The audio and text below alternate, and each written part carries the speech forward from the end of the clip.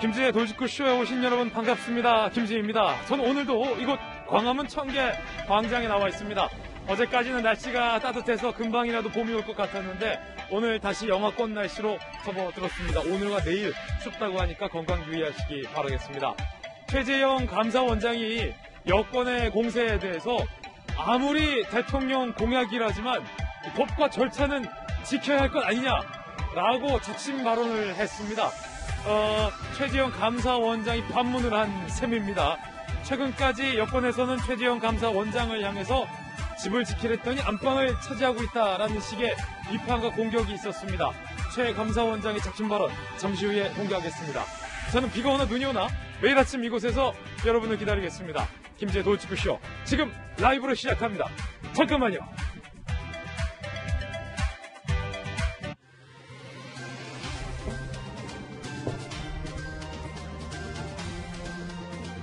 신문 읽어준 남자입니다. 예상을 깨고 신현수 민정수석이 청와대에 복귀를 했습니다. 대통령에게 거취를 일임하겠다라고 청와대 관계자는 설명을 했습니다. 무엇이 신 수석의 마음을 바꾼 걸까요?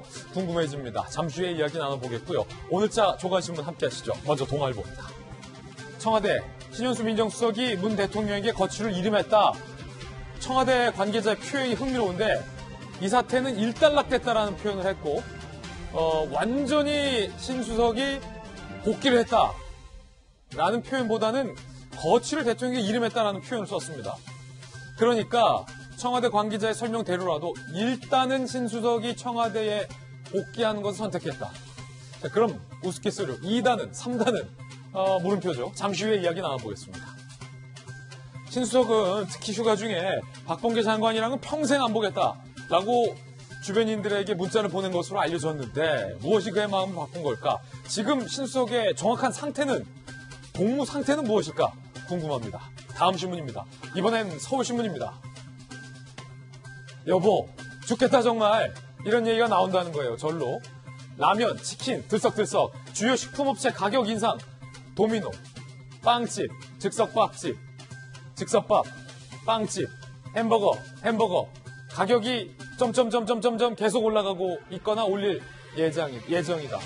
줄줄이 식자재들이 인상되고 있다. 장복이 겁난다라는 주부들의 아우성이 서울신문에 실렸습니다. 다음 신문입니다. 이번엔 한겨레 신문입니다.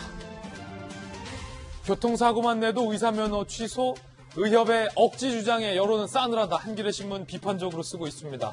금고형 이상 5년간 면허 취소 관련해서 의료 과실로 사망의 경우는 예외로 뒀다.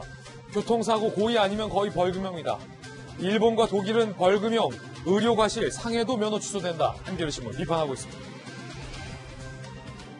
다음 신문입니다. 이번엔 조선일보입니다. 다음 달부터 광화문 광장의 서쪽 5차로 다 없앤다. 교통 대란이 우려됩니다. 사진 한번 보시죠. 자, 이렇게 바뀌는 거예요. 양쪽으로 차가 오갔는데 한쪽을 다 메꾸고 한쪽으로만 차를 다 몰게 됐다. 광화문 광장이 중간에 있었는데 한쪽으로 이제 치우치게 됩니다. 갖은 논란에도 불구하고 서울시장 권한대행이 이 광화문 리모델링을 밀어붙였다. 현재 공세가 진행 중인데 다음 달부터 자 이렇게 차선이 한쪽으로 몰리게 따라서 교통 대란이 우려된다라는 우려를 조선일보가 쓰고 있습니다. 지금까지 신문 읽어주는 남자였습니다. 오늘 아침 저와 함께 등판한 등판 선수 소개하겠습니다.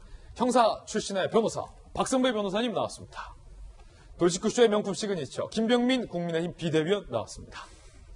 문재인 대통령의 입 민주당의 박수영 홍보소통위원장 나왔습니다. 전직 청와대 출입기자 출신의 베테랑 기자 이재명 부장 나왔습니다. 모두들 어서 오세요. 오늘의 키워드 3가지 준비했습니다. 하나씩 살펴보시죠. 먼저 첫 번째 키워드는 봉합, 일단락. 흥미로운 표현이 나왔습니다. 청와대에서. 신현수 민정수석 사표 소위 항명 사태가 일단락됐다. 봉합은 됐다. 자, 완전히 복귀 혹은 완전히 사퇴의사 철회. 이렇게 봐야 될까요? 잠시 후에 이야기 나눠보겠고요. 두 번째 키워드는 수사권. 임은정 연구관에게 수사권까지 사실상 부여가 됐다. 이번 검찰 인사안과 관련된 특징 중 하나입니다.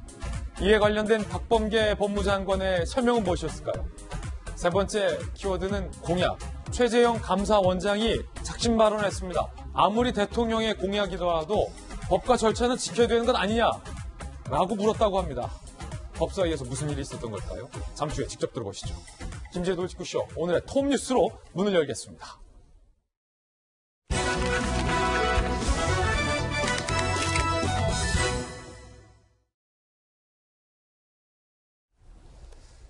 예상을 깨고 신현수 민정수석이 청와대에 남기로 결정을 했습니다.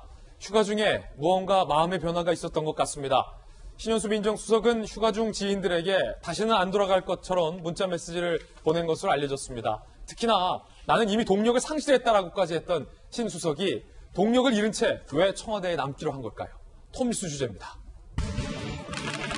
일단 남았지만 일단 청와대도 일단락이란 표현을 썼습니다. 복귀 배경이 궁금해집니다. 함께 보시죠. 청와대 관계자의 이야기를 들어보면요. 문 대통령에게 거취를 이름했다. 자, 이것도 참 흥미로운 표현이에요.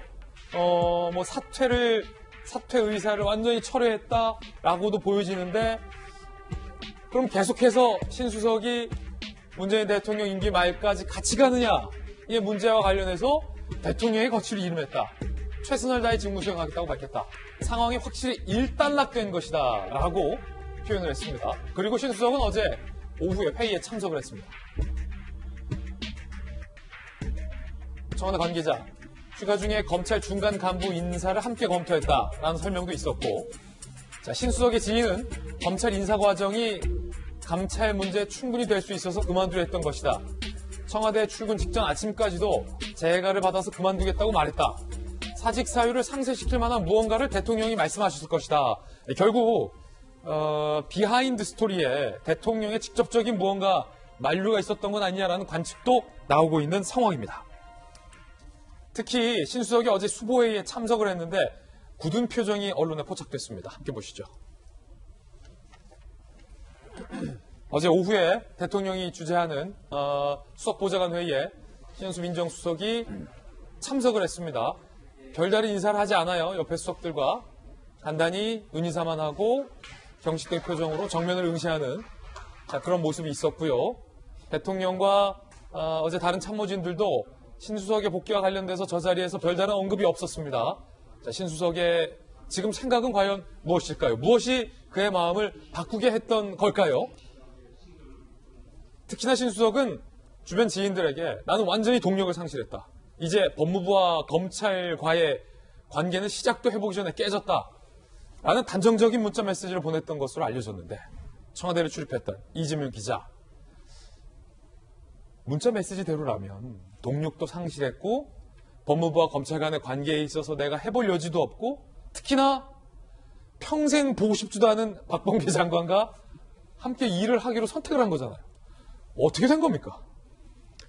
글쎄요, 속마음은 정말 신현수 민정수석 말고는 알 수 없겠지만 굉장히 혼란스러운 상황인 건 틀림없어 보입니다. 물론 청와대에서는 이 상황이 일단락됐다, 이 얘기를 7차례나 반복할 정도로 어쨌든 이 사태가 수습됐다 이렇게 지금 굉장히 여러 차례 밝혔지만 이것이 정말로 사퇴, 철회인지 그런 표현은 없었죠. 아니면 임시 봉합인지 굉장히 좀 의아한 상황이죠. 그런 상황에서 신현수 민정수석은 자신의 거취를 대통령에게 일임했다고 밝혔지만 생각해보면 임기가 없는 정무직 모든 공무원들은 그 거취가 대통령에게 일임돼 있는 거죠, 사실은. 그렇죠. 그러니까 그 자체가 특별히 큰 의미가 있다고 보이진 않는데 어쨌든 간에 신수석이 당장 사의를 표명했던 것은 접었다 이렇게 볼 수 있을 것 같고 과연 그 과정에 왜 그러면 그 직접만 하더라도 지인들한테 보낸 문자만 하더라도 또 18일 날 휴가를 쓰면서 많은 짐들을 갖고 나왔다 이런 이제 보도도 있었죠. 그러니까 결국 본인의 의지 자체는 사회 쪽에 가 있었는데 그것을 왜 바꿨는지가 되게 중요할 텐데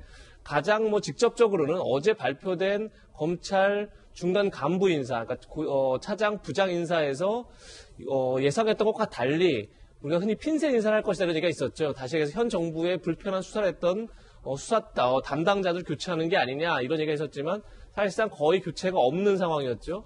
그런 상황에서 결국은 신수석 또는 이제 윤석열 검찰총장 쪽의 의견을 많이 반영했다 이렇게 볼 수 있고 그런 점에서 이 정도면 본인의 의사가 이제 지난 7일 고위 인사 때는, 검찰 고위 인사 때는 반영이 안 됐지만, 이번에 중간 간부 인사 때는 상당히 반영됐다, 이렇게 보고, 본인의 사의 의사를 접은 건지, 아니면 문재인 대통령이 어떤 추가 설득이 있었던 건지, 그러니까 지난해 12월 31일 날 신현수 민정수석이 청와대에 들어오면서 아마 본인 스스로가 얘기한 것처럼 법무부와 검찰 관계에 어떤 안정적 협력 관계를 만들겠다 이런 의지가 있었을 텐데 그런 거에 대한 대통령이 다시 재신임이 있었던 건지 어쨌든 간에 좀 앞으로 상황을 지켜봐야겠지만 일단 굉장히 불안정한 상황은 계속되고 있다 이렇게 봐야 되지 않을까 싶습니다. 예. 그렇다면 청와대의 설명을 조금 더 상세하게 뜯어보겠습니다.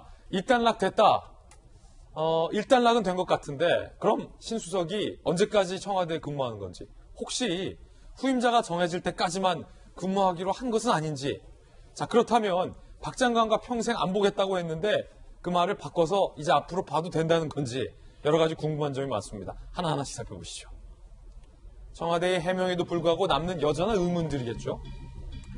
일단락이라는 표현을 7차례 언급됐다고 해요. 인사한 놓고 자 그러나 박범계 장관과 신현수 수석이 뭔 일이 있었는지에 대해서 구체적으로 밝히지 않았다.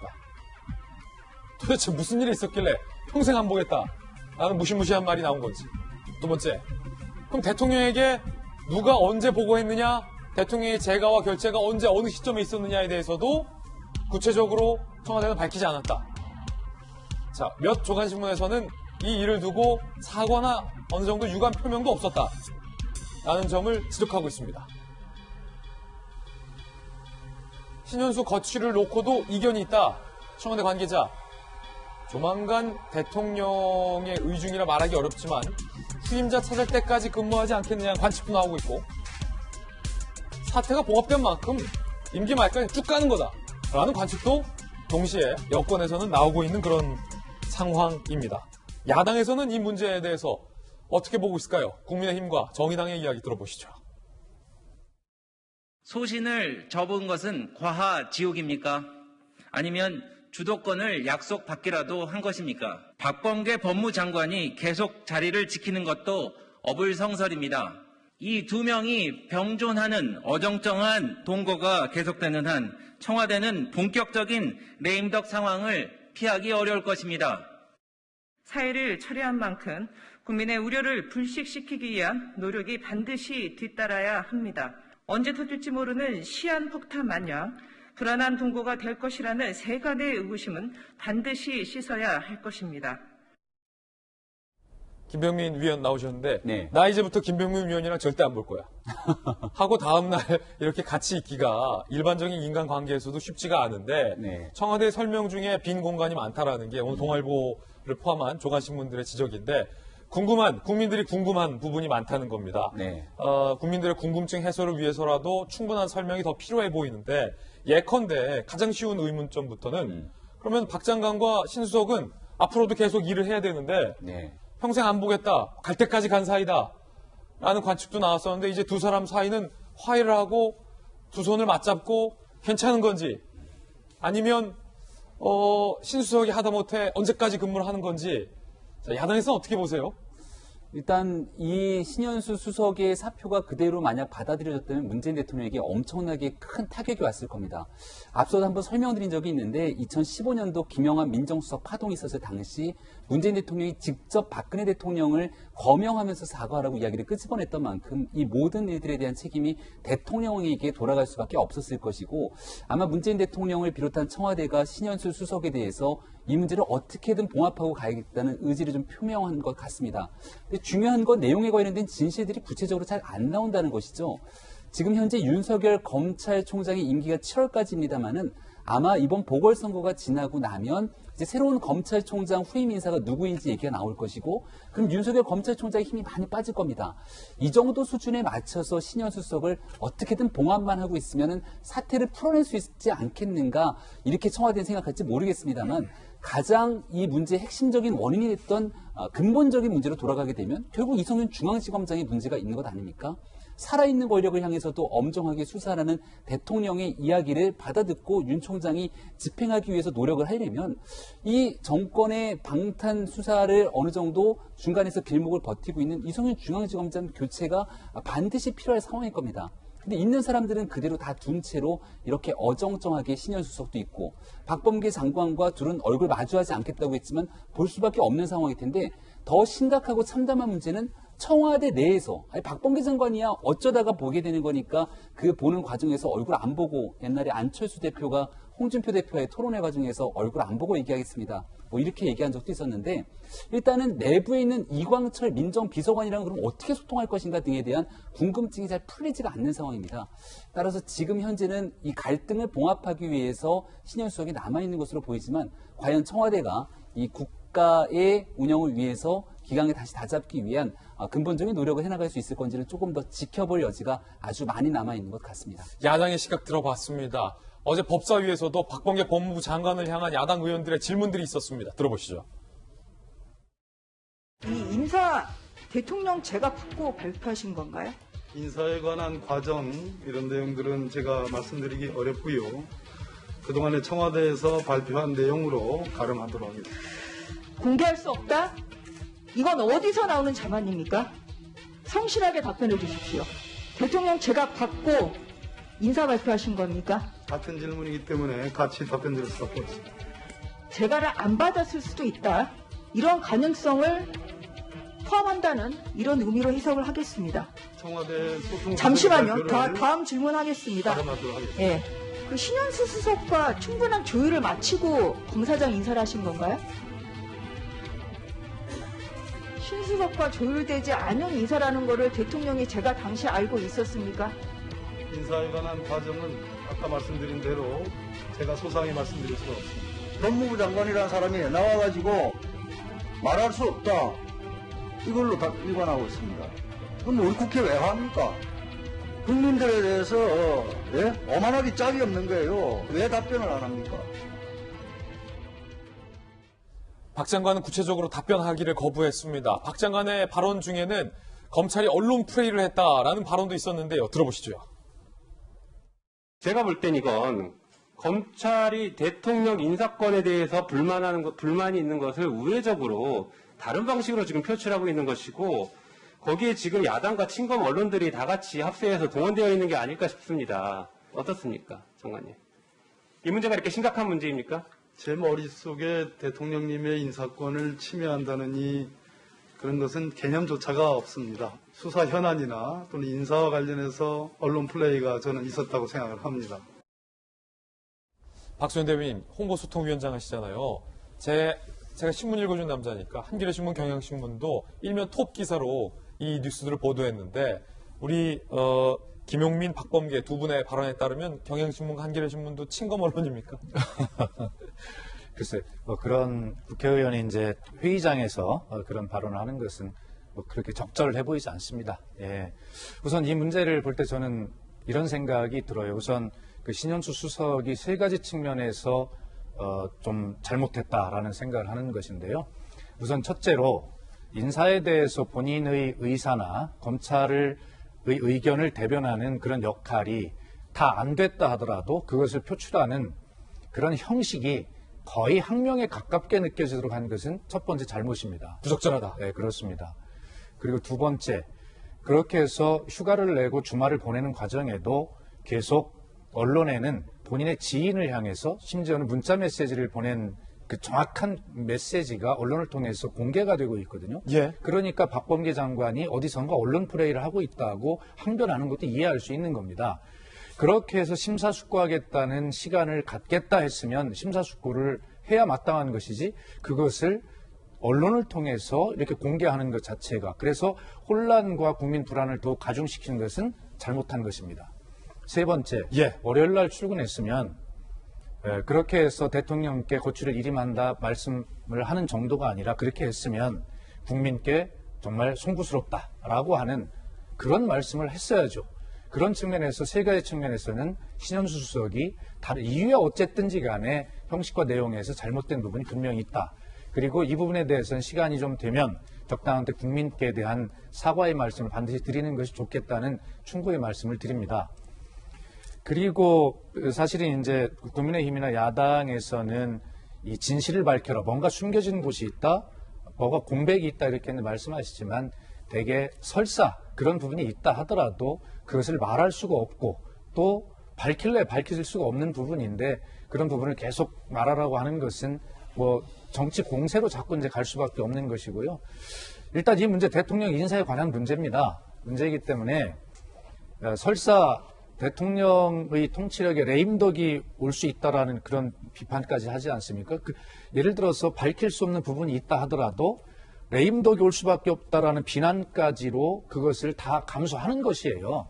그렇기 때문에 이런 부분에 대해서 청와대가 확실하게 이 문제로 일단락이라고 얘기했는데 일단락도 그냥 일단락이 아니라 그 앞에 확실한 일단락이라고 확실한 일단락. 그렇습니다. 그러니까 이 문제는 이제 뭐 청와대에서 이런 것들이 이제 이번 주에 좀 정리가 되고 나면 예. 종합해서 또 말씀드릴 기회가 한 번은 있지 않겠습니까? 아마 뭐 국민께 송구스럽다는 말씀 정도를 누군가 이제 하시겠죠. 그리고 어제 검찰 중간 간부 인사를 통해서 보면 대체로 권력을 향한 그 수사를 담당하는 수사팀이 그대로 유임된 것을 보면 아마 이런 정도로 대체로 법무부와 검찰의 인사가 균형을 맞추어 가고 있고 거기에 권력을 어떤 비호하거나 방탄하려고 하는 그런 의사, 이런 기도가 없다라고 일단 그렇게 보고 출발하시죠. 예. 방금 말씀하신 부분이 바로 저희가 준비한 다음 내용인데요. 어제 검찰의 후속 인사가 있었습니다. 그런데 그 인사가 발표되기 전에 대검의 2인자이자 검찰총장의 참모가 이렇게 법무부를 향해서 사실상 작심 발언을 했습니다. 들어보시죠. 지난번 검사장 인사 과정에서 발생한 민정수석의 사표 파문으로 온 나라가 시끄럽습니다. 그 원인은 장관님과 총장님의 인사 조율 과정에서 중앙지검장의 대검부장 교체라는 의견이 받아들여지지 않아 법무부와 검찰의 안정적인 협력 관계가 깨졌기 때문인 것으로 알고 있습니다. 지금 현재 진행되고 있는 중요 사건의 수사팀, 대검이나 중앙지검 보직부장들의 현 상태 유지와 그리고 사직으로 발생한 공석을 채우는 하고 의무적인 핀셋 인사는 하지 말 것을 강력히 지금 요청을 한 상태입니다. 대검 2인자의 요청은 곧 검찰총장의 요청과도 직결이 됩니다. 결국 검찰총장의 요청을 어느 정도 검찰 인사에서 받아들였다는 분석이 나오고 있습니다. 자, 박승배 변호사님, 검찰의 어떤 중간 간부 인사가 어제 발표됐어요. 이른바 핀셋 인사가 있을 것이다라는 예상도 있었지만 핀셋 인사는 없었다라는 설명이 나오고 있는 것이 주요 사건의 수사팀이 유임이 됐습니까? 소개 좀 해주시죠. 어제 법무부 보검검사급 인사가 실시됐는데 예상보다 상당히 소폭의 인사였습니다. 예. 불과 18명에 대한 인사만 실시했습니다. 구체적으로는 김학의 원전 등 수사팀 간부가 유임됐고 그동안 이성윤 지검장과 갈등을 빚었던 변필검 형사 1부장도 그대로 유임이 됐습니다. 윤 총장이 반대했던 핀셋 인사는 실시하지 않은 것으로 평가할 수 있는데 신현수 수석의 사의 파동에 영향을 미쳤다고 평가할 수밖에 없습니다. 신 수석의 의견을 대폭 수용함으로써 갈등을 봉합하는 모양새를 취했다고 평가할 수가 있을 것 같은데 그렇지만 이것으로 모든 일이 종결됐다고 평가할 수 있을지는 의문입니다. 예. 오는 7월에 검찰 인사가 또 예정돼 있는데 그 과정에서 어떤 변화가 일어날지는 아직 알 수가 없기 때문입니다. 7월에 검찰 인사가 예정돼 있는데 7월이면 윤석열 검찰총장의 임기 종료잖아요. 임기 종료 시점이죠. 윤 총장이 6월에 임기가 종료되기 때문에 그 이후에 어떤 인사가 일어날지는 알 수가 없는 상황입니다. 사실 고위공직자는 자리로서 말을 한다고 생각합니다. 신 수석은 자신의 민정수석으로서의 소명이 법무부와 검찰의 갈등 조정이라고 생각하고 있습니다. 그렇지만 박범계 법무부 장관은 그와 다른 생각을 가지고 있는 것 같습니다. 실제로 검찰청법에 따르면 이 검사의 보직은 법무부 장관의 제청으로 대통령이 하고 그 과정에서 검찰총장의 의견을 들어 제청한다라고 규정하고 있는데 박 장관은 이 규정을 반드시 검찰총장의 의견을 수용해야 한다고 해석하고 있지도 않고 그 과정에서 법무부와 검찰청의 갈등을 조율하는 신 수석의 검찰총장의 의견 대폭 수용 요구를 받아들이는 것도 부당하다고 생각하고 있는 것 같습니다. 그 갈등이 외부로 전면적으로 드러나게 된 것인데 신 수석이 이러한 소신을 가지고 있지만 예. 결국 자신이 속한 조직에서 자신의 소신과 배치되는 구성원이 다수 존재할 때는 결국 자이든 타이든 언젠가는 물러날 가능성이 더 높지 않을까 싶은 생각이 듭니다. 특히 어제 인사에서 또 한 가지 눈여겨볼 대목이 이문정 연구관에 대한 수사 검사 권한 부여입니다. 자, 이게 뭔가요? 이문정 연구관에게 수사권이 없는데 보직상 네, 어제 수사권이 부여됐어요? 그렇죠. 이문정 연구관은 그동안 한명숙 전 총리 불법 정치자금 수사를 담당했던 수사팀에 대한 감찰 업무를 진행해 왔습니다. 예. 즉 위증교사 의혹 감찰 업무를 수행해 왔는데 이 이문정 연구관에게 어제 인사를 통해서 서울중앙지검 겸임검사 발령을 낸 것입니다. 즉 감찰 업무 대상에 대해서 직접 수사를 실시하고 기소를 할 수 있는 권한이 주어지게 된 것인데 이에 대해서도 여러 뒷말이 나오고 있는 상황입니다. 예, 바로 이문정 검사에게 수사권을 사실상 부여한 것과 관련된 야당 의원들 질의와 박 장관의 답변 들어보시죠. 상당히 흔하지 않는 그러한 사례가 하나 발견이 됩니다. 이문정 검사가 대검 감찰연구관으로 있죠. 예, 그렇습니다. 그런데 흔치 않게 서울중앙지검 검사 겸임으로 발령을 했어요. 이 이유가 뭐죠? 이문정 검사는 본인이 수사권을 갖기를 희망하는 것으로 그렇게 알고 있습니다. 왜요? 대검 연구관이 수사권을 갖기를 희망을 하면 다 그냥 수사 권한을 줍니까? 물론 검찰청법에 그렇게 돼 있어요. 다 그런 게 아니고 이번 겸임 발령은 법에 근거해서 결국은 한명숙 전 총리 위정교사 사건 감찰을 하는데 그 사건 기소를 위해서 인사발령이 냈다. 지금 당장 언론에서도 이 인사를 보고 의혹을 가지고 있어요. 이문정 검사가 수사권을 가지고 이 사건 밀어붙일 것이다. 이문정 검사가 검사로서의 기본적인 양식, 보편성, 그리고 균형 감각을 잃고 있지 않다고 생각합니다. 자, 이번엔 저희가 준비한 두 번째 이슈입니다. 최재형 감사원장이 아무리 대통령 공약일지라도 법과 절차를 지켜야 한다라는 작심 발언을 했습니다. 어제 법사위에서 이 같은 발언이 나왔는데 여당 의원의 공세에 대한 답변이었습니다. 직접 들어보시죠. 국가 정책의 방향에 법의 잣대를 들이댈 경우에는 공무원이 위축되는 거죠. 그러니까 에너지 정책 같은 경우는 상당히 논란이 될 수밖에 없는 문제에 이런 정책 수사를 했을 경우에는 앞으로 공무원들이 어떻게 일을 할 수 있겠느냐. 공무원이 일을 할 수 있는 공간이 없어진다는 거죠. 감사원장님의 경우는.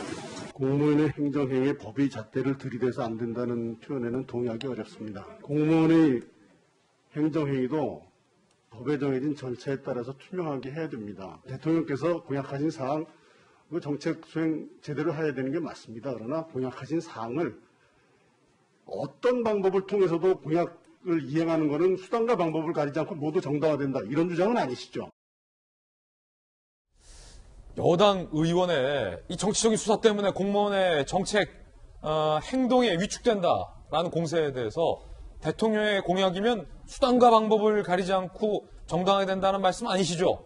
라고 최 감사원장이 반문을 한 겁니다. 굉장히 이례적인 대목인데 이재명 기자 이 장면 어떻게 봤어요? 상식적인 반문이 아니었나 싶습니다. 그러니까 당연히 공약을 이행하는 과정 속에서 법적 절차를 지켜야 한다는 건 너무나 당연한 얘기인데 저는 박성준 의원이 질문을 하면서 적극 행정 얘기를 합니다. 그러니까 공직사를 바꾸려면 적극 행정이 필요하다. 실제 역대 많은 정부가 적극 행정을 위해서 감사원 감사를 면책하는 제도를 활용했습니다. 근데 이것은 불법 탈법을 허용하는 게 아니죠. 여러 가지 법적, 제도적 애매모호한 규정들이 많다 보니까 그럴 때 주로 공무원들이 감사원 감사 때문에 행정을 쉽게 민원인에 대해서 대부분 다 부정적으로 이제 해석해버리는데 그러지 말고 오히려 민원인의 입장에서 해석을 하라. 그것이 적극 행정이고 그럴 경우에 감사원 감사를 면책하는 거죠. 불법 탈법을 용인하는 게 아니죠. 그런 점에서 박성준 의원의 질문 자체가 왜곡이라든지 아니면 착각이라는 생각이 들고 당연히 모든 행정 절차는 법과 제도에 따라 하는 거고 그것이 설령 공약이라 해도 마찬가지인 거죠. 그 얘기를 지금 최재형 감사원장이 한 얘기고 그런 관점을 봤을 때 지금 결국은 이제 감사원에서 탈원전 감사를 하면서 이제 논란이 된 건데 최재형 감사원장도 여러 차례 강조를 했습니다. 이 탈원전 감사가 탈원전 정책이 맞냐 그르냐에 대한 문제가 아니라 탈원전 정책을 추진하는 과정 속에서 과연 법적인 문제가 없느냐 이걸 들여다보는 거고 이걸 들여다봤는데 월성원전 1호기를 진행할 조기 폐쇄하는 과정 속에서 만약에 아직 지금 재판 결과가 나오지 않았으니까요. 만약에 경제성을 조작했거나 혹은 그것의 결정권이 결국 한수원 이사회에 있는 건데 그것이 한수원 이사회가 결정하기 전에 이미 산업부에서 밀어붙였거나 사실 그 과정 속에서 또 530건의 공문서를 파기한 게 과연 옳으냐 이 문제를 따지고 있는 건데 계속 여권에서 이것을 마치 어떤 공무원들이 공약을 실행하는 과정 속에서 감사원이 그것을 문제 삼는 것처럼 몰아가는 건 굉장히 사실관계를 왜곡하는 거다 이런 생각이 듭니다. 이재명 기자의 견해였는데 야당에서 보시기에는 이 발언 수단과 방법을 가리지 않는다라고 최재형 원장이 말했잖아요. 아마 최 원장이 말한 저 수단과 방법을 가리지 않는다라는 게 무엇일까? 최근에 언급됐던 논란이 됐던 사건들을 생각해보면 원전과 관련해서 수단과 방법을 가리지 않고 경제성 평가를 조작한다라는 의혹, 수단과 방법을 가리지 않고 너 죽을래? 라는 등의 상급자가 하급자에게 뭔가를 프레스한다라는 의혹, 수단과 방법을 가리지 않고 새벽에 공무원들이 나와서 원전 자료 문서들을 다 삭제를 했는데 감사원 감사가 신내림을 받았다라고 발언했다라는 사건과 의혹 등 뭐 여러 가지 의혹 등이 있었어요. 김병민 비대위원 어떻게 보세요? 전 박성준 의원이 왜 감사원에 대한 적극 행정에 대해서는 얘기하지 않는지를 한번 좀 물어보고 싶네요. 지금 더불어민주당의 박성준 의원이 얘기하고 있는 부분들은 공무원이 적극적으로 할 수 있는 공간들을 확보해야 되는 것 아니냐 이렇게 얘기를 했는데 감사원이야말로 적극적으로 감사원이 부여된 국민이 부여한 그 역할을 하기 위해서 상당 부분 노력합니다. 그런데 이런 적극 행정에 대해서 누가 최재형 감사원장을 막았었습니까? 지난날 최재형 감사원장에 대해서 집권 여당의 의원들이 가족 문제 등을 언급하면서 얘기했던 발언들을 지금 다시 생각해보면 참으로 유치하다라는 생각이 주기가 어렵습니다. 최재형 감사원장은 꽤 유명한 말을 남겼죠. 외압에 순치된 감사원은 짠맛을 잃은 소금과 같다 이렇게 얘기를 하면서 어떤 외압에도 굴하지 않고 정권이 정말 감사원이 제 기능과 역할을 다할 때 공직사회가 올바르게 길을 갈 수 있음을 보여줬습니다. 만약에 최재형 감사원장이 그 당시에 이런 외압에 굴한 상태로서 제대로 감사를 하지 않았더라면 우리는 지금 이 시점에서 도대체 탈원전을 둘러싸고 있는 진실에서 무슨 일이 있었는지 제대로 알 턱이 있었겠습니까? 윤석열 검찰총장이 이끌고 있는 검찰 조직에서 이러한 내용 감사원의 적극적인 감사 조치가 있었기 때문에 수사에 나설 수 있었고 공무원들이 신내림을 받았다는 등 이 문건을 삭제하는 내용들을 우리가 만천에다 드러난 내용을 그대로 보지 않았습니까? 최재형 감사원장의 감사가 없었다면 이거 다 몰랐을 거다. 아니 감사 조치가 있었기 때문에 검찰이 나서서 수사할 수 있었고 해당 공무원들이 구속됩니다. 지금 배궁규 전 산업부 장관 구속영장 한 차례 기각됐지만 추가로 언제 구속될지 모르는 상황이고 여기에 대해서 분명한 건 윗선에서 어디의 지시 때문에 이런 일이 이루어졌는지 아직 밝혀내지 못했다는 거죠. 한 가지 연장선상에 있는 것은 김은경 전 환경부 장관의 블랙리스트 의혹이 있었을 때도 똑같은 방식으로 여권은 응했습니다. 하지만 결국 김은경 전 장관은 구속됐고 아니 김은경 장관이 한 것의 내용도 있지만 결과는 청와대가 한 내용들이 숱하게 많이 재판 결과 드러났는데 그 윗선에 대한 수사는 제대로 이루어지지도 못했다는 겁니다. 이런 일들에 대해서 법과 원칙에 따라서 어느 누구도 성역 없이 조사하고 여기에 대해서 법의 원칙에 따라 분명한 평가를 받겠다는 건 문재인 정부가 촛불 정신을 들먹이면서 세웠던 기본 원칙 아니겠습니까? 이런 얘기들을 수행하는 최재형 감사원장에게 최소한 더불어민주당 특히 여권 인사들이 뭔가 법과 원칙에 맞지 않는 이야기로 최재형 원장에게 이야기를 끄집어내게 된다면 조금 전 국회 장면에서 봤던 것처럼 오히려 역으로 분명한 정의와 진실에 관련된 질문을 받을 수밖에 없는 상황에 놓이지 않을까 이런 생각이 듭니다. 예, 야권의 견해였고요. 물론 이에 대한 여당의 반발도 만만치 않습니다. 대통령의 정책은 감사나 수사로 가름될 수 있는 게 아니라는 겁니다. 들어보시죠. 정책 수사를 한다는 것은 문제가 있다. 이런 상황에서 감사 결과 보고서를 좀 자세히 보시면 충분히 이해하실 수 있습니다. 네, 그래서 한번 좀 자세히 정독 좀 해주시고요. 정책에 관해서 저희들이 판단한 게 아닙니다. 정책 수행 과정에 있어서의 적법성을 본 겁니다. 저희들이 감사한 내용은 정책 수행의 그 목적 설정 자체를 본 것은 절대 아니다. 정책 수행 과정에 있어서의 적법 절차를 지켰느냐 그것을 본 것이다라는 점을 다시 한번 말씀드립니다. 자, 박성준 의원과 최재형 감사원장 간의 공방이 만만치가 않은데 박성준 의원은 왜 당신이 감사원이 대통령의 정책 영역을 평가하느냐라고 반발을 했고 이에 대해서 최 원장은 정책의 적절성을 본 게 아니라 정책 수행 과정의 적법성을 본 것이다 라고 반론을 펼쳤습니다. 박수현 대변인께서는 이 대목 어떻게 보셨습니까? 지금 이게 전체적으로 최재형 감사원장에 대해서 의심을 가지고 있는 게 이겁니다. 원전에 대한 문제를 들여다보려면 세 가지 요소가 있다고 하잖아요. 안전성, 경제성, 주민 수용성입니다. 그런 것들을 종합적으로 판단해서 정책을 결정하는 것이거든요. 정책의 적절성입니다. 그 과정에서 적법하지 않은 것이 드러났다는 게 이제 주장이잖아요. 예. 맞습니다. 그것도. 그런데 그 적법성 여부를 따지더라도 저희가 주장하는 것은 뭐냐면 아까 얘기한 세 가지 요소를 전부 다 동등하게 들여다보고 그리고 경제성이 조작이 됐느냐라고 하는 것도 경제성을 따지는 요소가 한두 가지가 있는 게 수십 가지 요소가 있어요. 그런데 그중에서 딱 한두 가지만 가지고 경제성 문제를 조작했다라고 지금 주장을 하는 것이면 전체의 요소를 놓고 보면 쉽게 얘기해서 10분의 1도 안 되는 그런 부분에 왜 최재형 감사원장이 저렇게 딱 핀셋으로 집중해서 적법성을 따지는가라고 하는 것에 대해서 이 정책의 적법성 문제만 따지는 것이 아니라 정책의 적절성까지도 저 양반이 이 감사원장이 판단하겠다라고 하는 의도를 가지고 한 거 아니냐라고 하는 것이 여당에서 가지고 있는 의심이에요. 좋습니다. 지금 적법성 위법 문제가 발견이 됐으니까 그건 수사하십시오. 그리고 그 문제에서 문제가 있다면 처벌하면 그만입니다. 박성준 의원이 저는 질문을 저 부분만 한 건 아닐 거예요. 김병민 비대위원 말씀대로 지금 문재인 정부는 감사원의 기능을 다시 바꾸기 위해서 노력을 하고 있는데 아까 말씀하신 대로 지금 우리 그 공무원들이 복지부동하는 이유가 뭡니까? 법률과 모든 어떤 행정 절차에 따라서 어떤 인허가 행위를 할 때 적혀 있는 것이 뭐냐면 하도록 돼 있는 것만 적혀 있는 거잖아요. 그럼 거기에 적혀 있지 않은 건 다 안 되는 거예요. 근데 국민 입장에 보면 안 되는 것만 소극적으로 적어놓고 거기에 적혀 있지 않은 안 되는 것은 그 범위 밖에 있는 것은 대개 다 된다라고 주민 편의 입장에 생각해 주길 바라잖아요.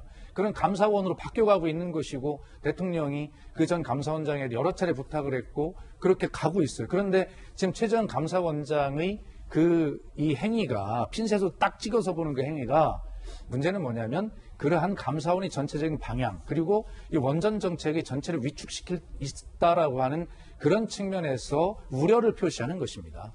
그렇기 때문에 박성준 의원도 아마 저 부분만 질문한 건 아닐 거예요. 그래서 어제 박성준 의원의 저 부분의 질문은 감사원장이 저렇게 되치기 답변을 하면 꼼짝 못하는 외통수 질문을 한 겁니다. 그러나 전체적으로 보면 지금 제가 말씀드리는 그런 큰 틀 속에서 대화가 있는 것일 겁니다. 예. 자, 우리 돌직구쇼가 얼마나 이 불편부당 균형을 갖추고 있냐면 방금 여러분들 보시지 않습니까? 야당과 여당의 인식 차이가 이렇게 극명을 합니다. 김병민 비대위원과 박수현 대변인의 인식 차이 바로 그대로 스튜디오에서 확인할 수 있었고요. 방금 박수현 대변인 말씀 주신 것처럼 여권에서는 최재형 감사원장을 향한 일종의 의심을 갖고 있습니다. 얼마 전 임종석 전 대통령 비서실장도 최 감사원장을 향해서 이렇게 발언한 바 있었습니다. 임종석 전 비서실장, 윤석열 총장에 이어 이번에 최재형 감사원장이 도를 넘고 있다. 명백히 정치하는 중이다. 라는 의심인 거죠. 이거 명백히 정치한다, 저 사람. 도를 넘는다. 정광훈, 윤석열, 그리고 이제는 최재형에게서 급기야 냄새난다라는 얘기가 있었습니다. 냄새난다. 어떤 냄새? 집 잘 지키라고 했더니 아예 안방을 차지하려 들고 주인의식 가지고 일하라 했더니 주인 행세를 한다. 이게 냄새라는 거죠. 차라리 정광훈처럼 태극기 집회 참여하는 게 솔직한 태도 아닐까? 임종석 전 실장의 강한 비판, 강한 의심, 어떤 인식들이 드러났는데 박성배 변호사께서 보시기에 자, 이 같은 여권의 어떤 의심과 우려, 조금 전 최재형 감사원장이 어제 법사위에서의 어떤 발언과 작심 발언 상당히 극명한데 박 변호사는 어떻게 판단하세요? 대한민국은 삼권 분립의 원칙을 기본으로 하고 있습니다. 행정부 외에도 입법부와 사법부가 있어서 3자가 서로 견제, 통제하는 역할을 수행하고 있고 행정부 안에서는 감사원이 행정부 각 부처를 통제하는 역할을 담당하고 있습니다. 그렇죠. 각 조직은 각자의 역할만 수행하면 된다고 생각을 합니다. 행정부는 집권의 주체로서 자신이 달성하고자 하는 정책 목적을 달성하기 위한 역할을 하면 되는 것이고 감사원은 그 정책 목적을 달성하기 위한 정책 수행 과정에서 적법 절차의 원칙을 준수하였는지 여부를 감사하는 역할을 하면 되는 것입니다. 그 과정에서 위법성이 발견되고 그 위법성이 정책 목적 수행, 그 절차를 취소할 정도에 이르렀다면 취소되는 결과는 불가피하게 되는 것이죠. 이 사태가 자연스럽게 흘러가도록 우리나라의 삼권 분립 그리고 각 권력기관 간의 권력 분립의 원칙에 기반해 자연스럽게 흘러가도록 내버려 두는 것이 이 사태의 본질이자 가장 적절한 시각이 아닐까 싶은 생각이 듭니다. 여권에서는 최재형 감사원장을 향해서 지난해부터 사퇴하라는 얘기도 있었습니다. 그때 당시의 발언 들어보시죠. 대통령이 시킨다고 다 한다는 취지의 발언을 하신 적 계십니까? 그 말은 내가 하지 않았습니다. 대통령 41% 말씀을 하시면서 해석은 제각각이라고 그랬어요. 아니, 대한민국 감사원장이 이런 말씀할 수 있는 겁니까? 감사원장님이 대통령의 국정 운영 방향에 대해서 불편하시고 또 맞지 않으시면 사퇴하세요. 제가 대통령께서 국정 운영하시는 데에서 불편함을 느끼고 있는 것은 없습니다. 부친께서도 지금 좌파 정권이라고 이렇게 얘기하시면서 문재인 정권은 나쁜 사람들이다 이런 발언까지 또 인터뷰를 하셨어요. 이건 알고 계신가요? 연세 많으셔서 그분이 인터뷰하는 것을 모르고 하시는 말씀입니다. 근데 그 동서분께서 그 논설에 뭐라고 쓰셨냐면 7천억 들여서 월송 1호기를 조기 폐쇄하는 결정 그건 잘못된 거다라는 식의 논설을 쓰셨어요. 내용 알고 계신가요? 대단히 죄송하지만 저희 가족이나 이런 사람들이 감사원을 처리한 게 아닙니다. 이재명 부장, 저게 지난해 7월 쯤에서부터 쭉 있었던 일인데 벌써 이제 3월이 다가오고 있습니다.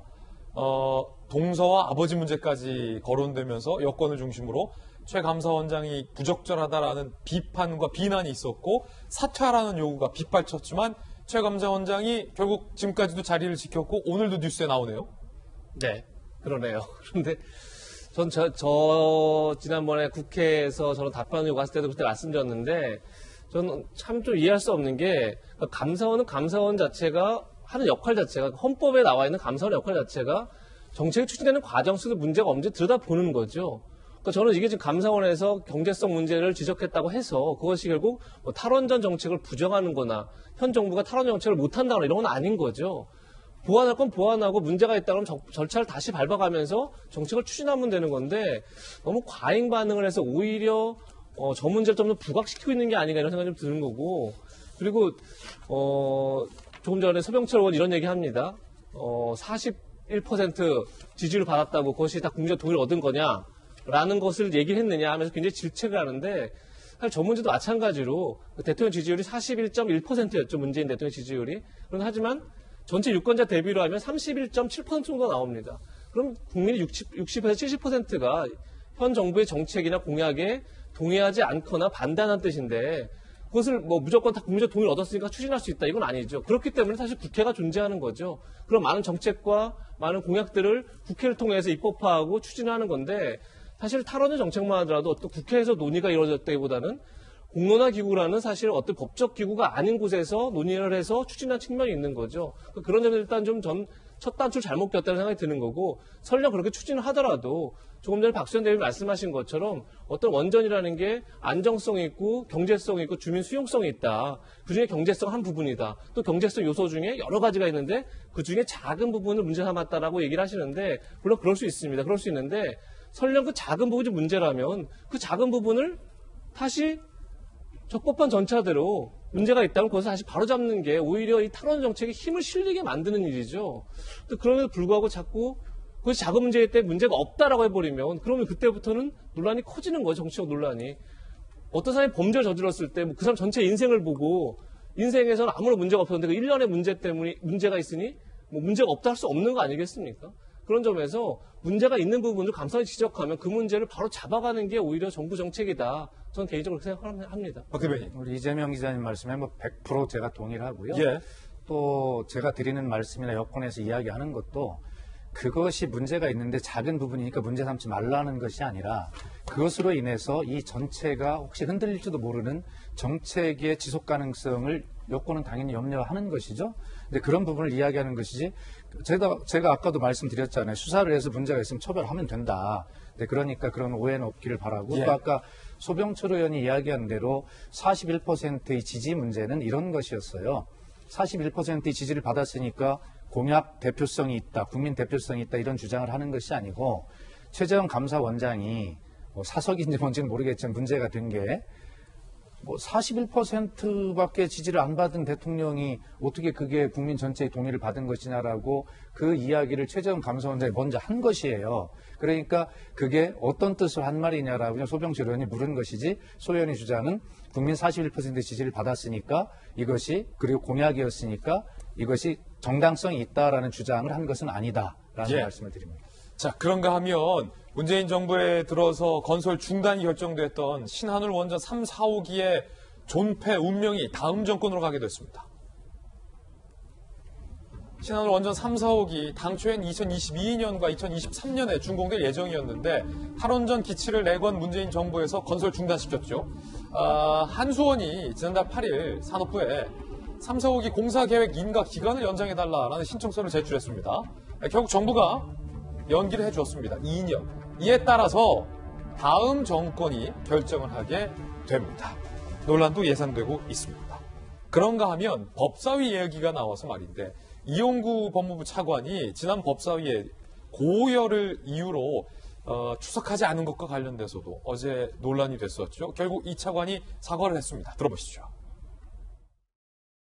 이용구 법무차관께서 사실상 무단으로 출석을 하지 않은 겁니다. 어떤 사유로 왜 출석하지 않는지에 대해서 장관이 모르고 있었다는 말입니다.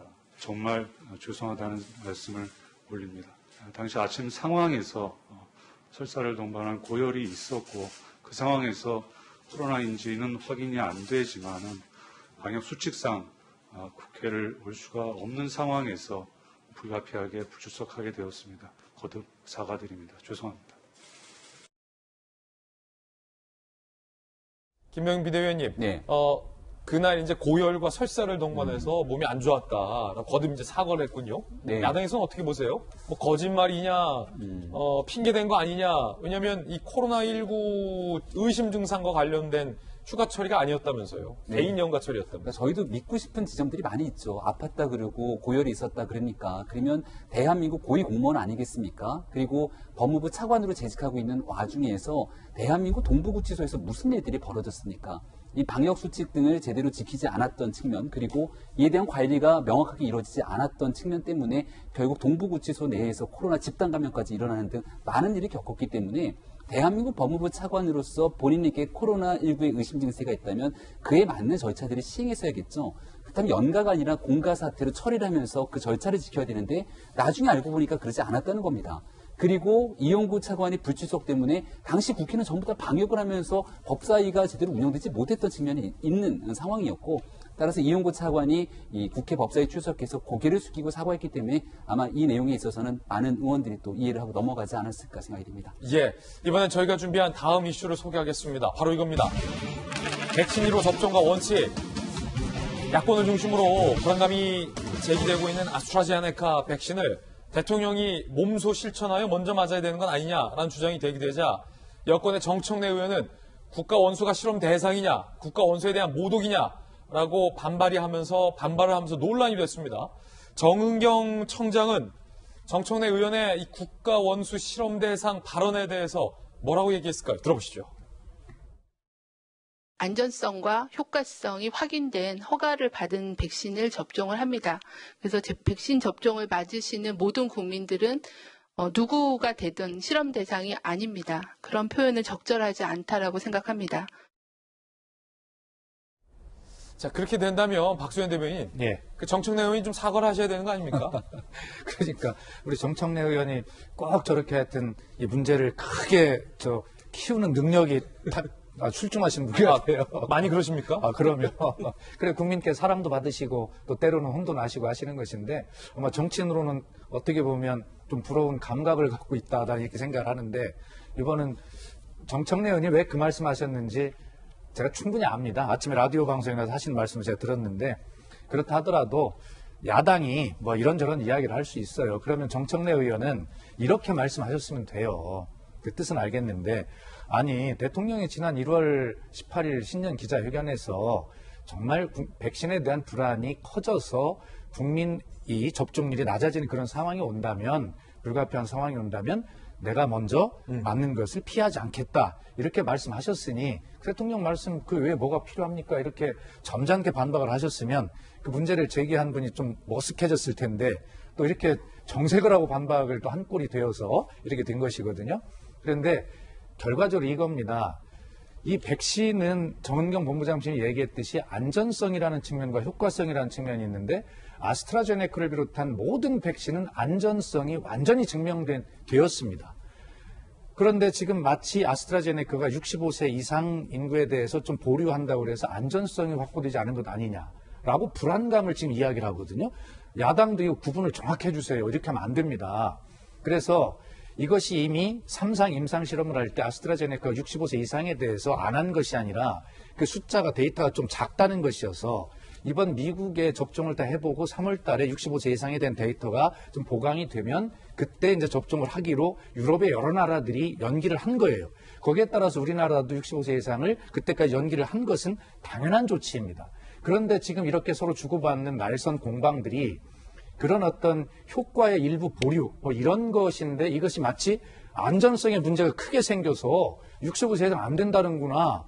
이렇게 지금 이 본질을 좀 호도하고 있는 것이거든요. 근데 다시 한번 말씀드리지만 정은경 본부장의 말대로 아스트라제네카 백신을 포함한 모든 백신의 안전성은 이미 완벽하게 증명이 되었습니다. 다만 65세 이상에 대한 효과성의 데이터가 조금 부족하기 때문에 3월 말까지 미국의 상황을 보고 결정을 하자는 아주 합리적 결정이고 세계적 결정입니다.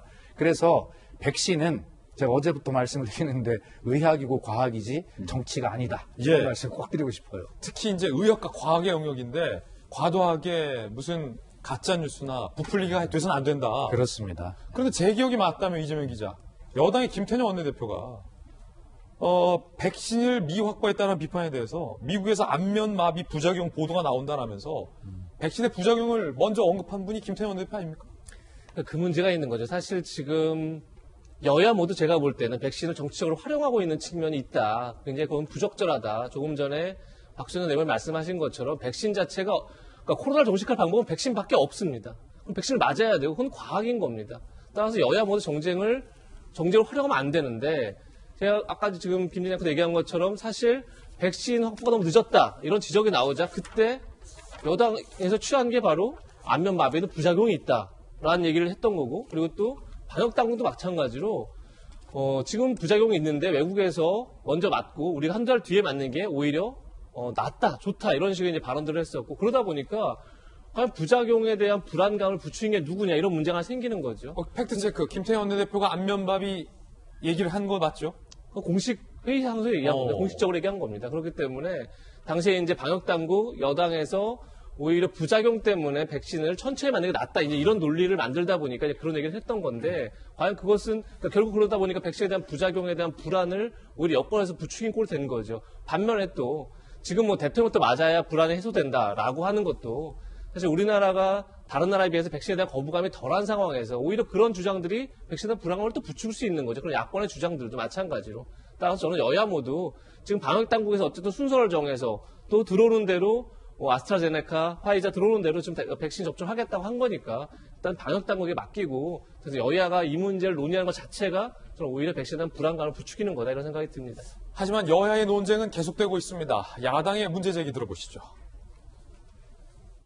우리나라 정부가 사용을 허락하고 국민들에게 접종을 권할 것이라면 대통령을 비롯한 정부의 책임 있는 당국자부터 먼저 접종을 해서 국민들에게 백신 불안증을 해소해 줄 것을 요청합니다.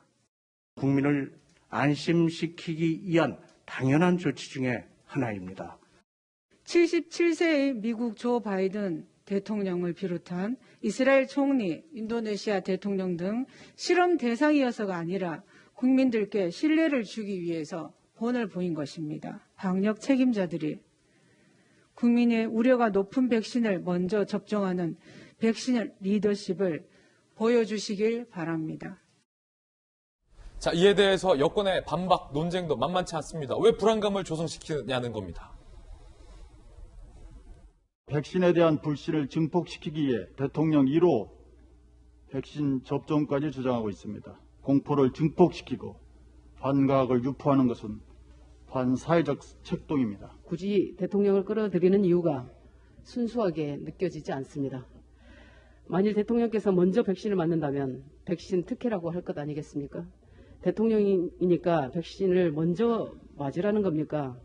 대통령이니까 나중에 맞으라는 겁니까? 여야의 공방이 계속되고 있습니다. 안면마비 등을 언급했던 것이 바로 여당의 지도부에서 나왔던 얘기였고 실제로 여론조사 결과 이 아스트라제네카를 포함한 백신에 대해서 국민들의 불안감이 어느 정도 있는 것 또한 사실입니다. 물론 더 많은 여론은 백신을 맞겠다라는 여론이 있는 것 또한 사실입니다. 문제는 이 백신을 두고 여야가 정치 공방을 벌이고 있다는 것이 또 또한 분명한 사실이라는 점이죠. 자, 이 타이밍에 내가 먼저 맞겠다라고 나선 분이 있습니다. 들어보시죠. 제가 백신 1차 접종 대상자는 아니지만 백신에 대한 불신과 불안감 해소를 위해서라면, 그리고 정부가 허락한다면 저는 정치인이자 의료인의 한 사람으로서 먼저 아스트라제네카 백신을 맞을 용의가 있다는 점 말씀드립니다.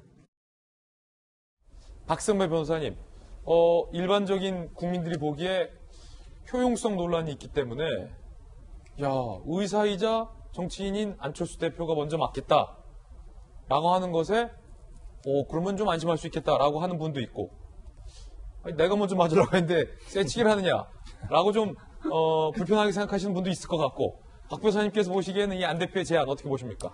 안 대표 입장에서는 정치인이고 더더군다나 서울시장 보궐선거에 나설 예정에 있는 사람이고 의료인이기도 하기 때문에 백신 접종을 먼저 하겠다는 의사는 충분히 표현할 수 있다고 봅니다. 예. 이를 두고 정치적인 행보라고 평가할 수 있지만 정치인의 행동은 모두 정치적인 행보라는 평가를 받을 수밖에 없습니다. 그렇죠. 자신으로서는 자신이 할 수 있는 최선의 표현을 한 것으로 보이는데, 다만 이에 대해서 정인경 질병관리청장은 반대 의사를 내비치고 있습니다. 이미 임상시험 등을 거쳐서 백신의 안정성이 입증된 만큼 어떤 사람이 맞든 그 사람을 실험 대상으로 평가할 수 없고, 현재는 사회 저명 인사가 먼저 나서서 백신 접종을 막고 그로 인한 안전성을 입증할 만한 단계가 아니라는 것이죠. 안철수 후보 입장에서는 자신이 할 말을 했던 것이고, 정경 천장 입장에서도 자신이 할 말을 한 것이라고 평가하면 될 것 같습니다. 질병관리청장으로서 예정된 백신 접종을 예정대로 순수하게 시행해 나가겠다는 입장, 원론적인 입장을 밝히는 것이 국민적 불안을 해소하면서도 질병관리청장으로서의 기본적 업무 수행이라고 평가할 수 있기 때문입니다. 예, 말씀 주신 것처럼 정은경 청장의 이에 대한 답변 들어보시죠. 안철수 대표께서 그런 제안을 하신 거는 제가 듣지는 못했는데, 사회 저명 인사 또는 그 보건의료계의 대표들이 국민들의 불안감을 좀 더 완화시켜주기 위해서 접종을 하는 게 필요하다라고 판단이 되면 그런 접종은 언제든지 할 수 있다고 생각을 합니다. 다만 현재는 그런 상황이 아니고 순서에 따라서 공정하게 예방접종을 차질 없이 진행하도록 하겠습니다. 자, 야당에서 볼 때는 어떻습니까? 이게 정은경 청장이 원칙적인 선에서 답변을 한 거고, 박성배 변호사 설명은 안 대표도 의사이자 정치인으로서 할 수 있는 발언을 한 거다라는 건데, 네. 이제 국민들 사이에서 의견은 좀 분분한 것 같습니다. 야당의 지도부 입장에서 봤을 때 누가 먼저 맞아야 된다고 보세요? 또 김병현 봤어도 내가 먼저 맞겠다 이러는 거 아니시죠? 2월 달부터 이제 백신 접종이 시작이 되는데, 사실 이 논란은 지금 와서 얘기가 진행되는 것이 아니라 이미 진작에 다 끝나 있어야 되는 상황입니다. 저는 박수현 대변인의 조금 전의 발언이 만약에 지난 한 수개월 동안 청와대와 집권 여당에서 이와 똑같은 메시지로 국민들에게 전달이 됐다면 지금의 백신 접종을 둘러싼 논란들은 상당히 수그러들었을 거라는 생각이 듭니다. 얼마 전에 조금 전에 김태년 원내대표 발언을 끄집어냈지만 그 정도 수준을 넘어서는 더불어민주당의 장경태 의원의 발언을 기억하십니까? 이 백신 접종을 둘러싸고 백신으로 추정되게 되는 여러 가지 얘기를 끄집어내면서 마루타 운운하는 모습을 대한민국 집권 여당의 국회의원의 입에서 나왔던 얘기입니다. 당시에는 백신 공급 문제를 둘러싸고 청와대와 집권당이 굉장히 수세의 코너에 몰려 있었는데, 이를 극복하기 위해서인지 백신의 안정성 문제를 집중적으로 거론했던 사람들이 있습니다. 근데 그 내용에 이어서 조금 전에 우리가 봤던 정청래 의원의 이 실험 대상 운운하는 얘기들이 같이 이어지게 되니까 국민들 보시기에 상당히 불편할 수밖에 없는 거죠. 그게 같이 맞물린다? 같이 맞물릴 수밖에 없는 겁니다. 그리고 두 번째로 정세균 국무총리도 2월 달에 모더나 백신 들여온다고 후원장담하는 모습들까지 보여줬지만, 이렇게 정부의 책임 있는 사람들이 나서서 백신을 둘러싼 언급들이 조금 시간이 지나고 나면 그 내용의 사실관계가 맞지 않는 내용들을 국민들이 보는 겁니다. 아스트라제네카 백신 같은 경우도 65세 이상의 접종을 기본 바탕을 두고 아스트라제네카 백신을 들여오고 접종 우선순위를 짜놨던 건데 그 순서가 틀어지지 않았습니까?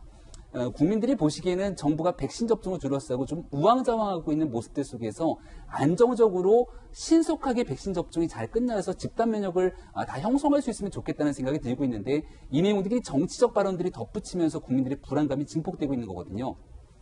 야당이 처음에 이 문제가 나왔던 건 유승민 전 의원을 비롯해서 미국 같은 경우는 고령의 바이든 대통령도 그렇고 전 세계 지도자들이 먼저 이렇게 딱 팔뚝 드러내면서 백신 맞는 모습들 보이니까 우리나라에서도 특히 아스트라제네카 백신이 65세 이상 고령층에 대한 접종이 좀 미뤄지게 되면서 여러 혼란들이 있는 와중에 대통령이 직접 맞는 모습 보이겠다. 아니 이게 잘못된 얘기입니까? 이럴 때 여야가 같이 협력해서 국민들에 대한 백신 접종 불안들 없도록 함께 힘합시다 이렇게 하면 딱 맞는 건데 자꾸 정치적 정쟁과 쟁점으로 몰아가고 있는 부분들은 국민들 보시기도 불편한 내용이니 지금이라도 여야 같이 손잡고 백신 신속하고 빠르게 접종해서 우리 집단 면역 형성할 수 있도록 함께 힘을 모았으면 좋겠다는 말씀드립니다. 여야의 공방이 계속되고 있는데 듣다 보니까 좀 궁금해집니다. 그래서 청와대는 대통령이 먼저 맞겠다는 겁니까? 안 맞겠다는 겁니까? 청와대의 답변입니다. 안 맞겠다. 먼저 맞을 필요는 없다. 청와대 고위 관계자. 국민적 불신이 있다면 마다할 이유는 없다. 하지만 굳이 먼저 맞을 필요성은 없다. 백신을 맞겠다는 비율이 90% 넘어섰다. 방침이 수정되지 않거나 불신이 안 생긴다면 검토하지 않고 있다라는 답변을 내놨습니다. 그런데 한 여론조사 결과가 있습니다. 함께 보시죠. 백신 순서가 오면 백신을 맞지 않겠다. 접종 미루고 상황을 지켜볼 것이다. 합치면 50.8%. 순서가 오면 바로 접종하겠다. 45.8%. 백신 안 맞겠다라는 거 빼고 비교하더라도 45.7, 45.8. 굉장히 분분한데 백신을 맞지 않겠다. 접종 좀 미루겠다. 부정적인 의견을 합치면 절반을 넘어섭니다. 자, 그러면 박수현 대변인 청와대에 있잖아요.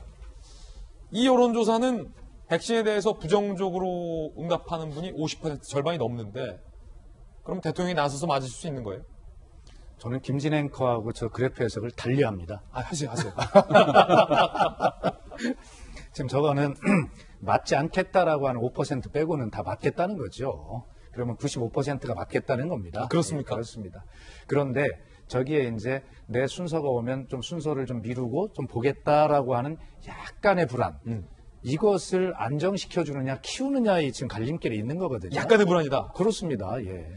그런데 대통령께서 내가 1호로 맞겠다 이렇게 되면 진짜 저게 무슨 문제가 있는 거 아닐까라고 하는 또 의심이 생길 것 같아요. 오히려.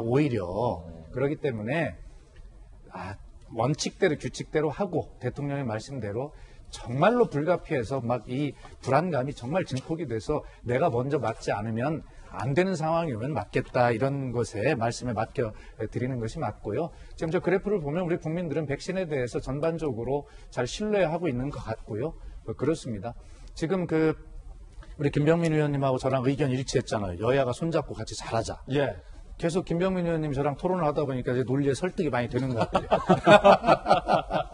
여튼 감사하게 생각하고요. 이 문제가 여야가 따로 있을 수 없어요. 야당이 지적하는 문제에 대해서 저희가 또 긍정적으로 받아들이는 게 많습니다. 지난 연말에 보건복지부는 예비비로 여러 가지를 해보려고 했지만 야당이 그건 예산으로 해야 된다는 그것도 저희가 받아들였고 또 사실은 이번 2021년 일반 예산에 긴급재난지원금을 왜 편성하지 않았느냐에 대해서도 그것도 야당이 말이 맞는 부분이 있다라고 수긍을 하지 않습니까? 그래서 이렇게 좀 야당도 좀 이런 긍정적인 제안을 해주면서 여당을 또 끌고 가는 측면이 야당의 역할이고요. 그런 측면에서 제가 김병민 의원께 하나 부탁을 드리면 이렇게 부정적인 것들 막 이야기를 통해서 건의도 있지만 예를 들어서 이번에 정부가 대중소 스마트 공장 지원을 통해 만든 그래서 세계에서 한 20억 개 지금 수출을 해달라고 요청받고 있는 우리 소위 LDS 최소 잔여형 주사기 그 주사기를 정말 모범적으로 만들어서 우리가 수출을 하고 있는 이러한 기업인의 노력에 대해서 야당이 좀 칭찬을 해주고 여당이 칭찬하면 또 자화자찬한다고 할 거 아니겠습니까? 그래서 그런 거 칭찬해주고 그 다음에 우리 진단키트 얼마 세계적으로 모범이 됐어요. 세계 표준기구의 표준이 되었고 그리고 세계 170여 개국에 그렇게 많은 수출을 하고 있고 어쨌든 이런 두 가지 정도를 가지고 여당이 기업인의 노력을 칭찬해주면 야당이 칭찬을 해주면 야당도 점수를 따고 여당도 자화자찬하는 소리를 안 듣고 좋습니다. 너무 좋은 말씀인데 한마디만 덧붙이면 이 모든 것들을 또 선거에 결부져서 선거에 나오는 후보들이 얘기를 하게 되면 정작 좋은 내용들을 같이 손잡고 칭찬하려고 해도 그런 내용들이 좀 결여되는 경우들이 왕왕 발생합니다. 전 국민에 대한 재난지원금, 위로금 문제도 마찬가지고요. 코로나19 이겨내기 위해서 여야가 손잡겠다는 데에 대해서는 국민들께서 아마 이견이 없을 테니까 선거에 뭔가 연결하려고 하는 그런 모습들은 좀 집권 여당에서 뒤로 한 발 물리심이 어떨까라는 말씀도 곁드립니다. 두 분 얘기 듣다 보니까 뭐가 맞다라고 판단하는 문제가 참 어려울 것 같다는 생각도 드는데 이재명 기자. 그렇다고 지금 정부의 설명대로 정상이 먼저 맞는 게 잘못됐다라고 볼 수는 없을 것 같아요. 왜냐하면 이스라엘이나 미국이나 세계의 유력 정상들은 솔선수범해서 맞는 모습을 보였고 그 나라 국가의 백신 접종률과 백신 속도가 우리나라랑 비교조차 안 될 만큼 앞서간 국가들이 꽤 있잖아요. 대표적으로 이스라엘이죠. 이스라엘의 네타냐후 총리가 가장 먼저 이제 솔선수범해서 맞고 현재 지금 이스라엘이 전 세계에서 가장 백신 접종률이 높죠. 절반 이상, 국민 절반 이상 50%가 넘어섰다 이렇게 알려지고 있기 때문에 그만큼 국민 집단 면역도 가장 먼저 생기겠죠. 그러면 아무래도 코로나 세방될 날이 가장 빠를 텐데 바로 그겁니다. 그러니까 백신 자체가 없으면 그게 불가능한 겁니다. 그러니까 백신은 사실 백신을 근데 굉장히 코로나19 백신은 세계 역사상, 그러니까 인류 역사상 가장 빨리 만든 백신이죠. 사실 백신을 만드는데 뭐 보통 10년이 걸린다고 얘기를 하는데 정말 1년 만에 만든 백신입니다. 그만큼 전 세계가 위기에 놓여 있고 굉장히 빠른 백신이기 때문에 그만큼 부작용도 물론 있을 수 있습니다. 그걸 줄여나가는 게 지금 앞으로 이제 방역 당국이라든지 전 세계 이제 보건기구의 역할인 거고 제약사의 역할인 건데 중요한 건 어쨌든 간에 어느 나라도 제가 볼 땐 정치권이 백신의 불안을 조성한다는 건 있을 수 없는 겁니다. 그런데 우리나라에서 계속 지금 이것이 정쟁화되고 있는 자체가 문제다 이런 생각이 들고 진짜 백신 불안이 있다면 대통령이 먼저 나서서 맞을 수도 있는 거고 또 반대로 지금 박수현 전 대변인 말씀하신 것처럼 대통령이 나섰다는 게 오히려 불안을 가져실 수 있는 거죠. 중요한 건 뭐냐면 이 백신 없이는 어쨌든 코로나 정책이 안 된다는 것 이것에 대한 설득을 여야가 당연히 동의해야 되는 문제인 거고 사실 이 문제가 된 게 결국은 아스트라제네카 때문이죠. 어떻게 보면요. 왜냐면 아스트라제네카의 그 효능 자체가 화이자가 95%다 이렇게 얘기하고 있는 상황에서 아스트라제네카가 62%, 70%로 낮은 상황에서 특히나 변이 바이러스에는 효능이 더 낮아진다 이런 얘기가 있었기 때문에 특히나 또 아까 얘기한 것처럼 65세 이상은 워낙 샘플이 적다 보니까 과연 효능이 있는지 불확실한 상황이고 그런 게 있지만 결국은 방역 당국에서의 판단을 믿고 가야 되는 것 말고는 방법이 없다 이런 생각이 듭니다. 경향신문이 조금 전 제목을 읽었었군요. 이 판국에 여야는 백신 접전. 이 판국에 일단은 우리 국민들이 믿을 수 있고 충분히 맞을 수 있는 백신 물량 확보가 최우선이다라는 점이 이견이 없을 것 같습니다. 그 부분에 여야 모두 전부까지 집중을 해야 할 때인 것은 분명합니다. 이번엔 저희가 준비한 다음 순서 오늘의 앞을 만나보시죠. 바이든 대통령이 상대당 상원 의원들을 자주 백악관으로 초청하고 있다고 해서 기사가 났습니다. 두 번째는 안타까운 사연. 싱가포르에서 불타는 차량에 이 여성이 뛰어들었습니다. 무슨 사연일까요? 함께 보시죠. 바이든 대통령이 상대당 공화당 상원 의원들을 백악관으로 부쩍 초청하고 있다고 합니다. Well, again, thanks for coming down. I'm anxious for to talk. Till I come back in the Senate, which I like the best thing I did. Folks, thanks for coming in. I'm going to be very brief. We're going to get to it. We want to talk about infrastructure, and this committee is central to everything that's going to happen. It used to be that infrastructure wasn't a Democrat or Republican issue, and here I want to hear what's on the minds of my colleagues here. 뉴욕타임즈가 바이든의 티타임 정치, 백악관 웨스트윙이 여야 상원 의원들이 끊임없이 드나드는 회전문이 됐다라고 보도를 했습니다. 조 바이든 대통령이 공화당, 민주당 의원들 잇따라 백악관을 초청해서 면담하고 있다. 지난 1일 주요 법안, 인사 설득하러 10명을 초청해서 2시간 면담을 했다. 오바마 부시 때도 없던 일이다. 10명을 초청했다라는 규모가 좀 주목을 하는 것 같아요. 공화당 의원들, 상대당 의원들이죠. 대통령이 진실되고 따뜻하게 우리를 대했다. 내 직업을 이해하고 존중하는 사람과 대화해서 행복하다. 보수 성향의 폭스뉴스만 보면서 바이든이라는 사람을 2차원적으로 이해했는데 만나보니 전혀 다르더라. 라고 높게 평가를 하기도 했습니다. 사실은 청와대를 출입했던 이재명 기자. 이 부분이 참 멋있고 부러운 대목인 것 같아요. 그렇죠. 역시 뭐 이제 지금 바이든 대통령 입장에서는 지금 당장 이제 코로나 이후에 경기 침체를 극복해야 되고, 그리고 또 이제 대선 공약들을 추진해야 되고, 이런 과정 속에서 당연히 이제 국회 협조가 필요한 거고, 그렇다 그러면 야당 지도부를 만나는 건 너무 당연한 겁니다. 당연한 상황인데, 이 당연한 게 우리에게 굉장히 부러운 뉴스가 되는 게 이제 현실인 거고, 사실 전 지금 뭐 저희가 조금 전에 화면에서 봤을 때는 오바마 때도 없었던 일이라 이렇게 얘기하지만, 사실 오바마 대통령도 가장 많이 만난 사람으로 미치 맥코널 공화당 상원 원내대표를 꼽았습니다. 그 당시 집권 이가 가장 많이 만난 사람으로. 근데 당시에 굉장히 제가 인상적으로 봤던 뉴스는 뭐냐면, 연방 대법관을 지명하는 과정 속에서 두 사람을 부릅니다. 오바마 대통령이. 본인의 뭐 여권사를 부르는 게 아니라 아까 얘기했던 미치 맥코널 공화당 원내대표를 부르고, 그리고 공화당 소속의 법사위원장을 부릅니다. 그렇게 같이 연방 대법관 지명을 논의하고, 실제 인준투표 때도 연방 공화당 상원 의원 10명에게 전화를 걸었다, 이런 뉴스가 있었었는데, 그 정도로 굉장히 미국에서는 그게 당연한 일이죠. 행정부 수장이 입법부에 미국은 이제 당대표가 없기 때문에 상원 원내대표가 가장 높은 당대표 역할을 하는 거죠. 그런 가장 야당 지도부를 만나서 상의하기 너무 당연한 일인데, 그 자체가 우리나라에서 굉장히 희귀한 뉴스라는 게 오히려 좀 속상하고 안타까운 게 아닌가, 그런 생각이 듭니다. 두 번째 앞으로는 싱가포르에서 벌어진 안타까운 일입니다. 불에 타는 불길에 휩싸인 차량에 한 여성이 뛰어갑니다. 어떤 일이 벌어진 걸까요? 영상으로 만나보시죠. 지난 13일 싱가포르의 한 번화가 승용차 한 대가 빠른 속도로 달리던 중에 빙빙 돌다가 한 건물에 부딪힙니다. 이렇게요. 문제는 이 차량이 순식간에 이렇게 불길에 휩싸입니다. 그때 한 여성이 불이 난 차량을 향해 전속력으로 뛰어갑니다. 애타게 달려갑니다.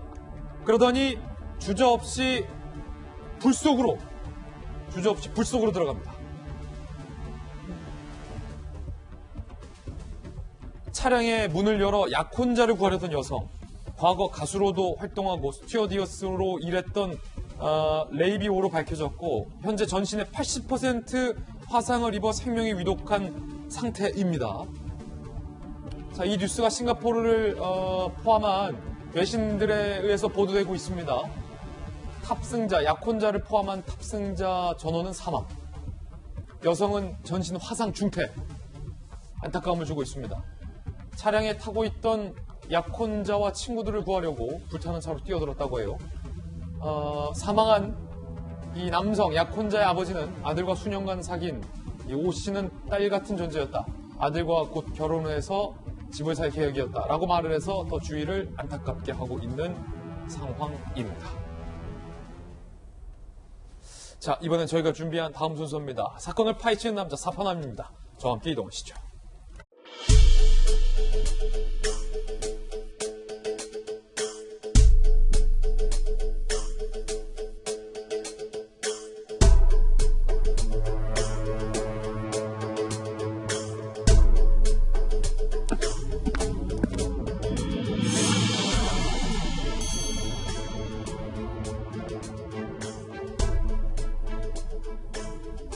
사건을 파헤치는 남자 사판함입니다. 박성현 변호사와 함께 오늘도 사건 파헤치러 나왔는데요. 박 변호사님, 오늘 사건도 좀 기대되는데, 네. 오늘은 한 초등학교와 경찰서가 발칵 뒤집히는 사건이 발생했다고 하는데, 공교롭게도 두 사건 모두 남녀의 부적절한 남녀 관계에서 비롯됐다고 합니다. 영상으로 만나보시죠.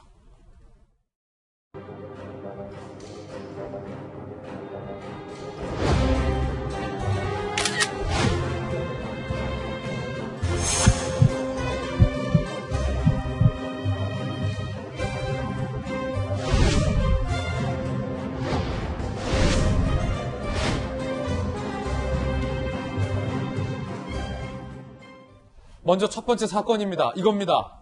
초등학교 교실에서 애정행각, 신성한 교실에서 웬 애정행각, 자세한 사건의 전말 함께 보시죠. 교사끼리 불륜, 청와대 청원이 먼저 나왔습니다. 청원 내용은 불륜 행각을 일으킨 두 교사를 고발한다. 모 초등학교의 유부남 A 교사와 미혼녀 B 교사가 수업시간과 현장 체험학습 중에 수차례 애정행각을 했다. 교실을 연애 장소로 이용한다라는 청원이었습니다. 학생들이 두 교사가 부적절한 관계임을 감지할 수 있을 정도였다. 청원인은 두 교사의 중징계를 요구했는데 전북교육청이 해당 의혹에 대한 감사를 진행했는데 충격적이게도 청원 내용이 상당수 사실이다라는 결론이 최근 나왔다라고 합니다. 변호사님, 청원 내용이 사실이라고요? 이거 무슨 일이 있었던 겁니까? A 교사와 B 교사가 교내에서 부적절한 행동을 하면서 사진 촬영을 함으로써 고학년 학생들이 두 사람이 부적절한 관계이다라고 인지할 정도에 이르렀다고 합니다. 그리고 수업 시간에 사적 메시지도 주고받고 특히 현장 체험 학습 중에 해당 기관 강사에게 아이들을 맡기고 두 사람이 밖으로 나와 둘만의 시간을 가짐으로써 안전지도에 소홀했다는 겁니다. 두 사람 사적 만남과 부적절한 행위 사실 자체를 인정했습니다. 사실 유치원, 초등학교, 중학교에서 발생한 비위 사실은 해당 교육지원청에서 감찰을 진행하는데 이 사건은 사안이 중대하다고 판단해 도교육청이 직접 감찰을 진행했습니다. 자, 이 도교육청이 직접 나섰다라는 것은 이 사건이 정말로 중차대한 사건이다라고 판단을 했을 것 같은데 해당 교사 한 분, 남자 선생님 또 유부남이었다면서요? 그렇습니다.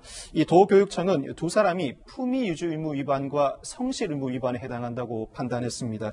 사실 기존 대법원 판례 중에서도 이 교사의 불륜을 이유로 중대한 징계를 내린 사안들이 있습니다. 그렇지만 최근에는 간통죄가 폐지된 상황인데 이 교사의 불륜 행위만으로 중징계를 내릴 수 있는가라는 의문이 제기될 수가 있습니다. 그렇지만 불륜 행위 자체로 품위 유지 의무 위반은 인정됩니다. 그중에서도 기혼자는 미혼자보다 더 큰 책임을 묻게 되는데 그보다 더 중요한 사유는 파면 해임이냐 또는 정직 감봉에 그치냐를 가르는 그 기준으로서 성실 의무 위반에 해당하는지입니다. 즉 불륜 행위로 인해서 업무의 공백을 초래했다면 파면 해임에 이를 수 있다는 것이 최근 공무원 불륜을 이유로 한 징계 사유의 판례들입니다.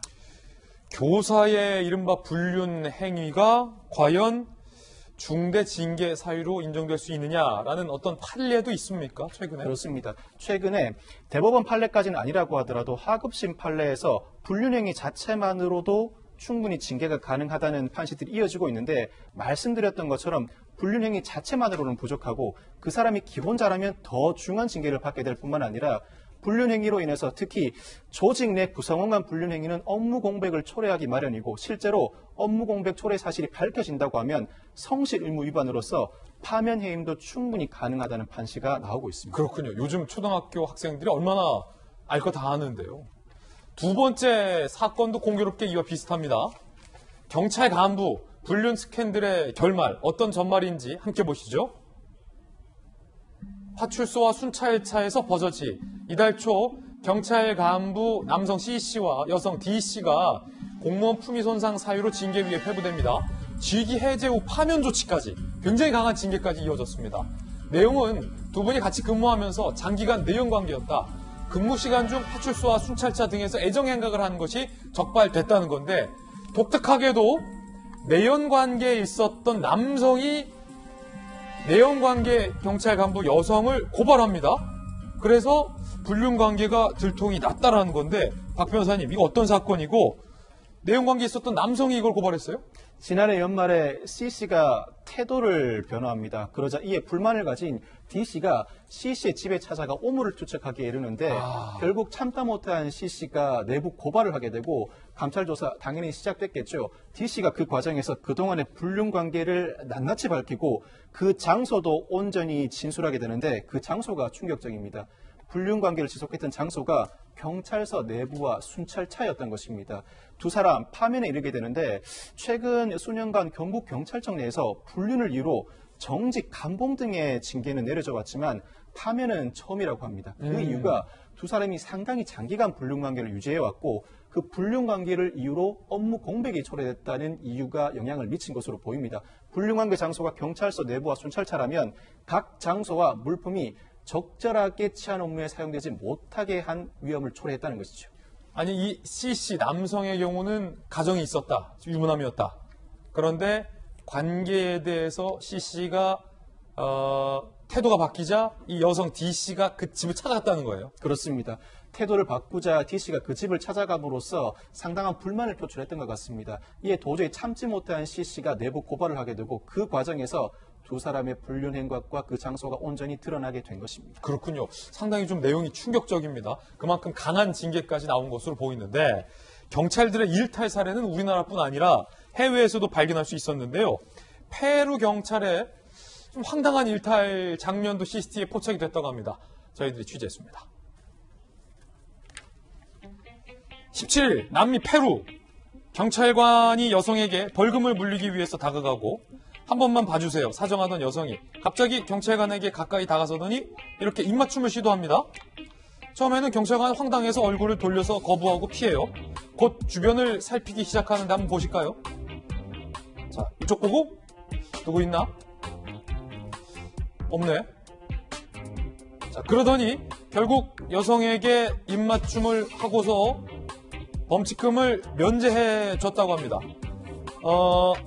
이 해당 경찰 어떤 혐의를 받는지 한번 이야기 나눠볼까 하는데 박 변호사님, 아니 두리번거리는 것도 다 나왔어요 CCTV가. 누군가 CCTV를 촬영할 거라고는 생각하지도 못한 것 같습니다.